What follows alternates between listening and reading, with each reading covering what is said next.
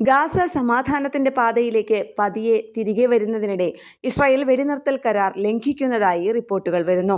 October 8-ന് അമേരിക്കയുടെ മധ്യസ്ഥതയിലാണ് ഇസ്രായേലും പലസ്തീനും വെടിനിർത്തൽ കരാറിൽ ഒപ്പുവെച്ചത്.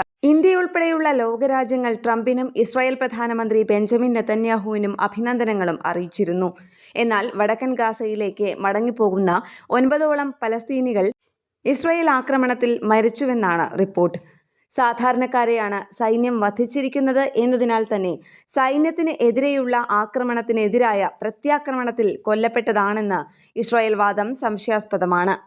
ഇതിനിടെ ഹമാസ് പൂർണ്ണമായും സ്വയം നിരായുധീകരിക്കാൻ തയ്യാറാകണമെന്നും അതല്ലെങ്കിൽ പ്രത്യാഘാതം വലുതായിരിക്കുമെന്നും നെതന്യാഹു മുന്നറിയിപ്പ് നൽകിയിട്ടുണ്ട്. ഹമാസ് ബന്ദികളെ വിട്ടു നൽകാൻ കാലതാമസം വരുത്തിയാൽ സഹായവുമായി എത്തുന്ന ട്രക്കുകൾ തടയുമെന്നും നെതന്യാഹു പറഞ്ഞു. ഇന്റർനാഷണൽ ഡെസ്ക്, കേരള പ്രണാമം.